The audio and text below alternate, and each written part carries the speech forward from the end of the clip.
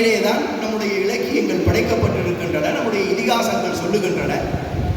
அப்படி தீயவர்கள் என்று அறியப்பட்டிருக்கக்கூடிய அசுரர்களுக்கு கூட குரு உண்டு. சுக்கராச்சாரியார் என்ற ஒரு குரு அசுரர்களுக்கும் உண்டு.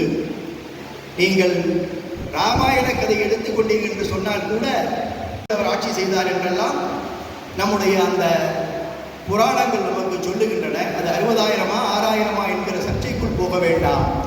ஆனால் ஒரு மிகச்சிறந்த அரசனாக வாழ்ந்த தசரதன் கூட வசிஷ்டர் என்ற குலகுருவை வைத்திருந்தார். வசிஷ்டர் சொல்லாமல் எதையும் செய்ய மாட்டார். அப்படி அரசராக இருந்தாலும் சரி, அல்லது வாழ்க்கையிலே எந்த நிலையிலே யார் இருந்தாலும் சரி, அவர்களுக்கெல்லாம் குரு என்று ஒருவர் உண்டு. குருவருடைய வழிகாட்டுதலின்படிதான், குருவுடைய வழிநடத்தலின்படிதான் நாம் வாழ்க்கையிலே நடைபோட முடியும்.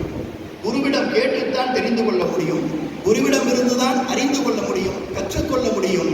நம்முடைய வாழ்க்கையை செம்மையாக நடத்த வேண்டும் என்று சொன்னால் அந்த குருவினுடைய வழிகாட்டுதலும் வாழ்த்துதலும் ஆசையும் ஒவ்வொரு மனிதனுக்கும் நிச்சயமாக தேவை என்பதை வலியுறுத்துவதுதான் நம்முடைய இலக்கியங்கள், நம்முடைய புராணங்கள், நம்முடைய இதிகாசங்கள்.